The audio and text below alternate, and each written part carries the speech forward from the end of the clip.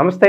ఈరోజు మన స్టూడియోలో ప్రముఖ ఆధ్యాత్మికవేత్త జ్యోతిష్య పండితులు జయేష్ శర్మ గారు మనతో ఉన్నారు. ఏప్రిల్ మాసంలో కర్కాటక రాశి వారికి ఎలాంటి ఫలితాలు ఉండబోతున్నాయో గురుగారు మాటలోనే తెలుసుకుందాం. నమస్కారం గురుగారు. నమస్కారం గురుగారు, ఏప్రిల్ మాసంలో కర్కాటక రాశి వారి పరిస్థితి ఎలా ఉండబోతుంది గురుగారు? శ్రీ గురుభ్యో నమ. శ్రీ మహాగణాధిపతి నమ. శ్రీ మహాసరస్వతి నమ. హరి ఓం శ్రీమాత్రి నమ. ఈ యొక్క ఏప్రిల్ మాసం చైత్రమాసంలో మనకు ఫలితాలు చూసుకున్నట్లయితే ఈ యొక్క కర్కాటక రాశి యొక్క ఫలితాలు పురుష నక్షత్ర 4 పాదం, పుష్యమి నక్షత్ర 4 పాదాలు, అట్లే ఆశ్లేష నక్షత్ర 4 పాదాలు ఈ యొక్క కర్కాటక రాశివి.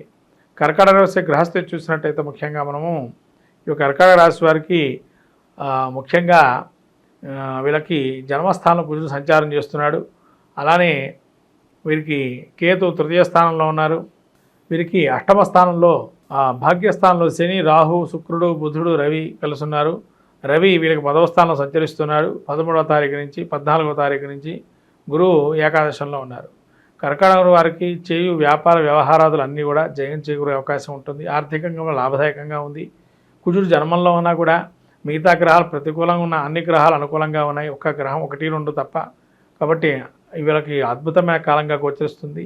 వ్యవహారాలు ఏది మొదలుపెట్టినా జయం చేకూరే అవకాశం ఉంటుంది. ముఖ్యంగా సంతానవంతులు ఎవరైతే ఉన్నారో సంతానవంతులు, నిస్సంతానంగా ఉన్నవాళ్ళు సంతానం కలిగే యోగదాయకంగా ఉంది. అలానే సంతానానికి ముందుకు వెళ్ళొచ్చు. వివాహ సంబంధాలు చూసేటువంటి వారికి అనుకూలంగా ఉంది. అలానే విదేశీ ప్రయత్నం చేసేటువంటి వారికి కూడా కొంత అనుకూలంగా చెప్పవచ్చును ఇప్పుడున్న కాలం. అలానే మళ్ళీ కూడా వీరికి ఏదైనా కూడా జన్మంలో కొంత కుజుడు సంచారం చేసి అనారోగ్యం అనేది కొద్ది కించిత్ ఉంటుంది. అంటే ముఖ్యంగా తలనొప్పులు కానీ, శరీర సగభాగం నొప్పిగా ఉండడం కానీ, అలానే భుజాలకు సంబంధించి కానీ, రక్త సంబంధించి కానీ అలా ఇబ్బందులు కలిగే అవకాశం ఉంటుంది. కానీ సాహసో ధైర్య లక్ష్మి అంటారు కాబట్టి సాహసంతో అన్ని కార్యక్రమాలు నెరవేరుస్తారు. ఏది కాదు అని అనరు, మొదలుపెట్టడమే వంతుగా మొదలు పెడతారు. కాబట్టి అన్నింటా జయంగా ఉంటుంది. అట్లానే వీళ్ళకి సహకరించేటువంటి వారు కూడా వీళ్ళకి సహకరిద్దామనే ఆలోచనతో ముందరకు వస్తారు. ప్రతి విషయంలోనూ వీళ్ళకి అందరి అభిమానాలు ఎక్కువగా ఉంటాయి. అట్లానే ఈ యొక్క శని కూడా వీళ్ళకి అనుకూలంగా ఉన్నాడు. భాగ్యంలో శని సంచారం చేస్తున్నాడు. పితృ సంబంధించిన వ్యవహారాలు ఏవైతే ఉంటాయో తండ్రికి సంబంధించిన వ్యవహారాలు జయంగా చేకూరే అవకాశం ఉంది.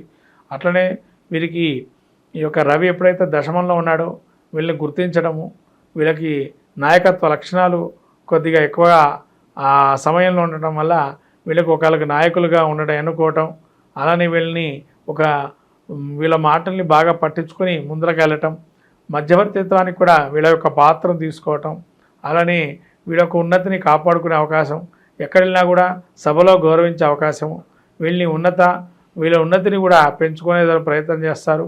ఎక్కడికి వెళ్ళినా కూడా వీళ్ళకి ఎక్కడ వెళ్ళినా గౌరవ మర్యాదటువంటి లోటు ఉండదు. అన్ని రకాల గౌరవాలు అందుకుంటారు. ఎక్కడ కూడా భోజనానికి సంబంధించి కూడా ఎటువంటి లోటు ఉండదు. ఎక్కడికి వెళ్ళినా కూర్చోబెట్టి భోజనం కానీ అక్కడ మర్యాదలు కానీ అద్భుతంగా ఉంటాయి. అలానే వీరికి ఎక్కడ చూసినా కూడా విద్యార్థులకు కూడా యోగదాయకంగా ఉంది. పాస్ కూడా కష్టమన్న వారు కూడా పాస్ అయ్యే పరిస్థితిలో ఉంటారు. అలానే విదేశీ ప్రయత్నం చేసేటువంటి వారికి యోగదాయకంగా ఉంది. వివాహవంతులు కూడా యోగదాయకంగా ఉంది. సంతానవంతులు కూడా ముఖ్యంగా సంతానవంతులు యోగదాయకంగా చెప్పవచ్చు. అంటే సంతానం ఇప్పటివరకు ఎవరైతే లేదు అనుకుంటున్నారో వాళ్ళ సంతానం కోసం ఇప్పటి నుంచి ప్రయత్నం మొదలు పెడితే ఖచ్చితంగా సంతానం కలిగే అవకాశం ఎక్కువగా ఉంది. ఈ విధంగా కర్కాటక రాశి వారికి అన్నింటా జయంగా గోచరిస్తుంది చైత్రమాసం. వీళ్ళకి ఈ అన్ని రకాలు కూడా యోగదాయకమైనటువంటి పీరియడ్గా ఈ నెలంతా కూడా గోచరిస్తుంది. కాబట్టి అన్ని విషయాలు కూడా చాలా బాగున్నాయి, అద్భుతంగా ఉన్నాయి గురుగారు. అలాగే ఈ కోర్టు వ్యవహారాలు కావచ్చు, పోలీస్ స్టేషన్ చుట్టూ తిరుగుతూ ఉంటారు చాలామంది. మరి అటువంటి వారికి ఏమన్నా మంచి ఫలితాలు ఉండబోతుంది? కోర్టు వ్యవహారాలు కూడా అనుకూలంగా ఉంటాయి నాన్న. ఎందుకంటే జన్మంలో కుజుడు ఉన్నాడు.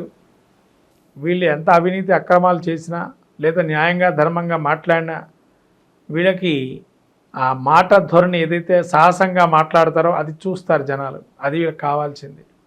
వాళ్ళు ఏం చేశారన్నది ఇక్కడ సంబంధం కాదు. వీళ్ళు మాట్లాడేది గట్టిగా ఎక్కడైతే మాట్లాడతారో దాన్ని చూడంగానే వీళ్ళు కరెక్ట్ అనే ఆలోచనతో అందులో కూడా జయాలు జరిగే అవకాశం ఉంటుంది. అంటే కోర్టు వ్యవహారాలు కూడా జయాలు వచ్చే అవకాశం ఉంటాయి. నిరుద్యోగుల పరిస్థితి ఏంటంటారు గురుగారు? నిరుద్యోగులు కూడా కించిత్ చిన్న ఉద్యోగాలు వచ్చే అవకాశం ఉంటే తీసుకొని అందిపుచ్చుకోవడం మంచిది.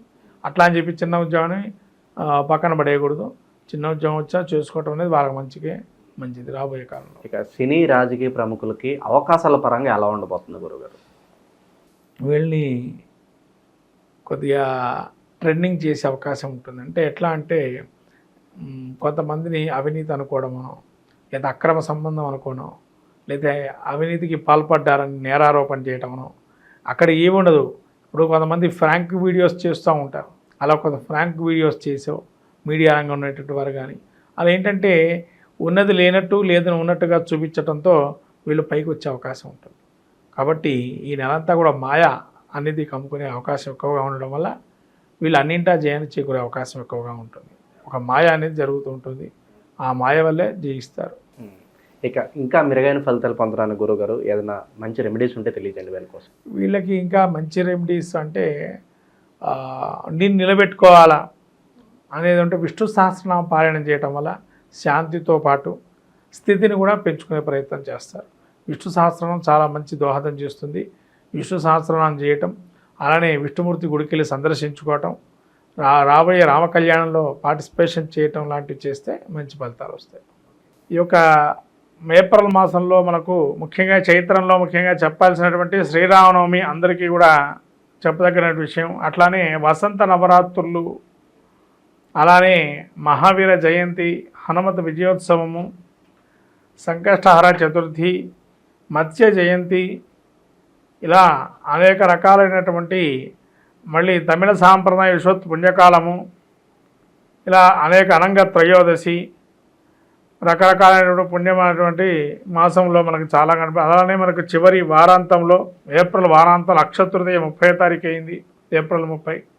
ఇలా ఈ యొక్క మాసం చైత్రమాసం ముఖ్యంగా మనం చూసుకున్నట్టయితే మనకు ముఖ్యంగా ఈ యొక్క మాసంలో ప్రథమంగా ఆచరించేటువంటిది వసంత నవరాత్రులు, అట్లనే శ్రీరామనవమి. ప్రతి ఇంట ప్రతి అస్మిన్ దేశే అస్మిన్ రాష్ట్రే అస్మిన్ పట్టణే అని చెప్పి సంకల్పం చెప్పి శ్రీరామం మీద సస్యశ్యామలం చేస్తూ సకలమైనటువంటి ధనధాన్య సంపత్తులు కలగాలని, లోకమంతా సుభిక్షంగా ఉండని, క్షామమంతా కూడా పోయి రాజ్యం కూడా సుభిక్షంగా రామరాజ్యంగా వేళాలని మనం కోరుకుంటూ కళ్యాణోత్సవం చేసుకుంటాం. అలానే హనుమత విజయోత్సవం, రాముల వారు ఎప్పుడైతే అయోధ్యకి ఏతించాలనుకున్నారో ఆ రావణాసుర సంహారమైన తర్వాత ఆ యొక్క అయోధ్యకు చేరుకున్న సమయంలో హనుమత విజయోత్సవం ఒక సభ చేసి సభలో జరిగిన సంఘటన ద్వారా విజయోత్సవాన్ని అప్పుడు రాముల వారు ప్రకటించడంతో హనుమత విజయోత్సవంగా చేపట్టి విజయయాత్రగా చేపట్టి అటువంటి మహత్తరమైనటువంటి రోజు చైత్ర పౌర్ణిమ అంటారు. అలా చైత్ర పౌర్ణిమ అని కూడా ఈ రకమైనటువంటి శుభకార్యాలని కూడా చైత్ర మాసం నుంచి మనం ప్రారంభం చేస్తుంటాం ఇవాళ శుభ కార్యక్రమాలు.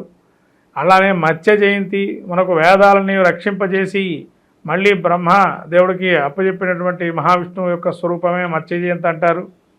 కాబట్టి మత్స్య జయంతిలో కూడా మనకు సోమకాసురుని రాక్షణ సంహారం చేసి ఆ మత్స్య స్వరూపాన్ని మనకు విష్ణుమూర్తిగా స్వరూపాన్ని భావన చేస్తూ అనేక రకాలైన శుభ కార్యక్రమాలకి మత్స్య యంత్రాన్ని వాడుతూ ఉంటాం. అట్లా మత్స్య యంత్రానికి కూడా అనేక విధాలుగా ఈ యొక్క రోజుల్లో కనుక పూజ చేసుకున్నట్లయితే చాలా విశేషంగా ఉంటాయి యంత్రస్థాపనలు. ఇలా మహత్తరమైన మాసం చైత్రమాసంగా మనం చూసుకుంటున్నాము. ఈ చైత్రమాసంలో అందరికీ కూడా శ్రీరామనవమి శుభాకాంక్షలు తెలుపుతూ అట్లానే లోకము కూడా సుభిక్షంగా సస్యశ్యామలంగా లోక కళ్యాణార్థం అందరికీ కూడా ఎటువంటి ఈతి బాధల్ని తొలగిపోయి కరువు కాటకాలని తొలగిపోయి రామరాజ్యంతో సుభిక్షంగా ఉండాలని కోరుకుంటూ ఏప్రిల్ మాసంలో కర్కాటక రాశి వారికి ఏ విధమైన ఫలితాలు ఉండబోతున్నాయో చాలా బాగా వివరించారు గురుగారు. ధన్యవాదాలు.